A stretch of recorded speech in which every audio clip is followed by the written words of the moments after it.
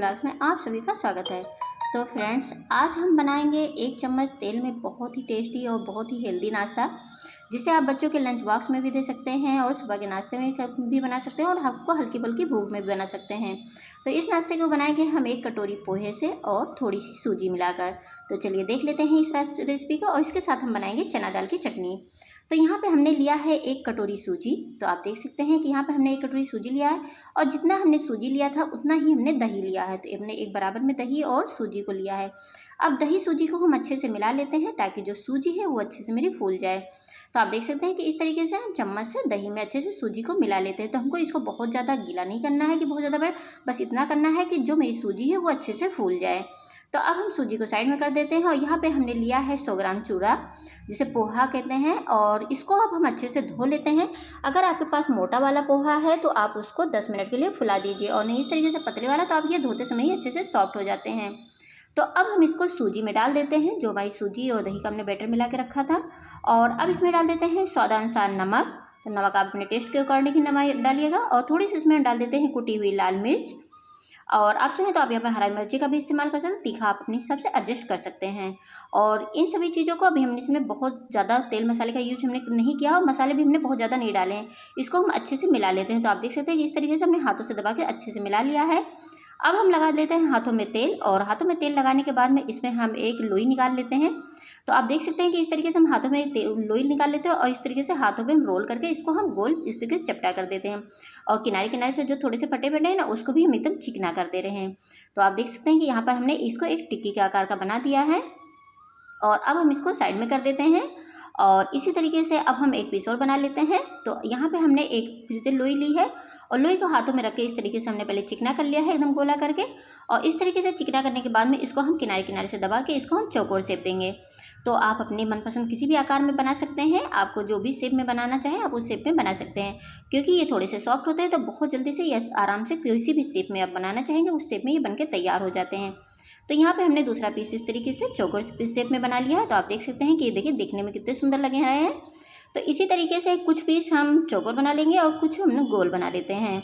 तो आप देख सकते हैं कि यहाँ पे हमने कुछ पीस चौकोर के कुछ पीस गोल बना लिए हैं। अब हम एक जाली वाली छन्नी ले लेते हैं, उसमें लगा देते हैं तेल, और जो हमने ये पीस बना के रखे हैं उसको हम इस तरीके से छन्नी के ऊपर रख देते हैं। तो इस तरीके से हम सारे एडजस्ट कर देते हैं जितना आएगा, और बाकी हम दूसरे शिफ्ट में इसको हम स्टीम कर लेंगे। तो गैस पे हमने रखा था भगोना, भगोने में पानी रख दिया था गर्म होने के लिए, और अब इसको हम इस पे ऊपर रख देते हैं और 6 से 7 मिनट तक इसको हम स्टीम होने देते हैं। अब हमने लिया था यहाँ पर चने का दाल। तो यहाँ पर हमने थोड़ी सी चने की दाल ली थी, जिसको हमने ड्राई रोस्ट कर लिया था और 1 घंटे के लिए हमने फुला दिया था। तो ये अच्छे से फूल गए हैं और चने की दाल अच्छे से सॉफ्ट हो गए हैं। अब इसको हम डाल देते हैं ग्राइंडर जार में। इसमें डाल देते हैं 2 हरी मिर्ची। तो आप इस तरीके से हरी मिर्ची को तोड़ के डाल सकते हैं। और यहाँ से 2 से 3 के लिए हमने लहसुन के लिए, आप लहसुन अगर नहीं खाते हैं तो लहसुन को स्किप भी कर सकते हैं। और इसमें डाल देते हैं थोड़ा सा पानी, और टेस्ट के अकॉर्डिंग इसमें नमक डाल देते हैं, और ढक्कन लगाकर इसका हम अब एक पेस्ट बना लेते हैं। तो आपको बीच में अगर पीसने में और पानी लगे तो और पानी आप डाल लीजिएगा। तो ये पेस्ट मेरे बनके तैयार हो गया है। तो हमने इसमें आधी कटोरी पानी और डाली थी और इस तरीके से ये पेस्ट बनके तैयार हो गया है। अब यहाँ पे हमने ली थी 1 कटोरी दही, और जो हमने चने दाल का पेस्ट बना के रखा था उसको हम इस तरीके से दही में अच्छे से मिला लेते हैं। तो आप देख सकते हैं कि इस तरीके से हमने इसको अच्छे से मिला लिया है। और इसके टेस्ट को बढ़ाने के लिए अब हम इसमें लगाएंगे एक तड़का। तो फ्रेंड्स, ये बहुत ही टेस्टी और बहुत ही मज़ेदार सी चटनी बनके तैयार होती है। यहाँ पर हमने लिया है आधा चम्मच तेल, 1 हमने सूखी लाल मिर्च ली है जिसको हमने तोड़ के डाल दिया था, 2 इसमें हमने करी के पत्ते लिए हैं जिसको हमने तोड़ के डाल दिए हैं, और 1 चम्मच इसमें हम राई लिए हैं। तो राई को इस तरीके से हम चटकने देते हैं और थोड़ी सी लाल मिर्ची मेरी कड़ी हो जाए। तो अब ये मेरा जो है चटक गया है तड़का, और अब इसको हम डाल देते हैं अपनी चटनी में।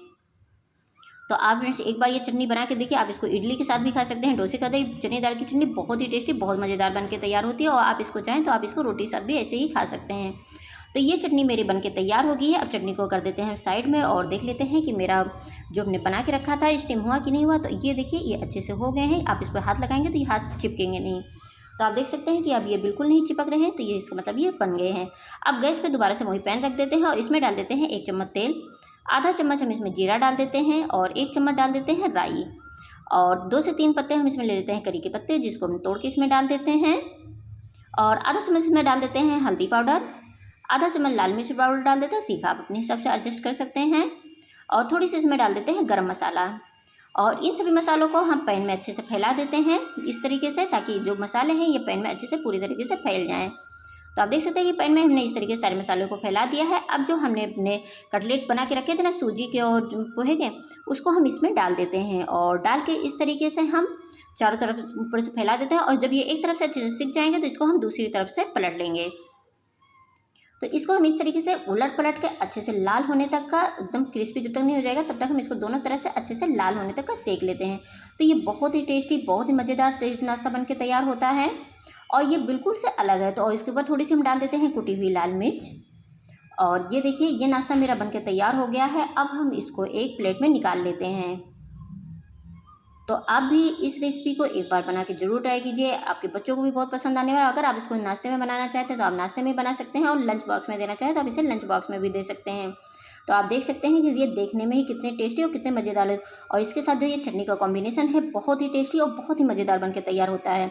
तो फ्रेंड्स आप मेरी इस रेसिपी को एक बार बना के ज़रूर ट्राई कीजिएगा, और मेरा वीडियो अच्छा लगे तो लाइक कमेंट शेयर जरूर कीजिएगा, और मेरे चैनल पर नए हैं तो प्लीज़ सब्सक्राइब कर लीजिएगा। Thank you for watching my video. Thank you.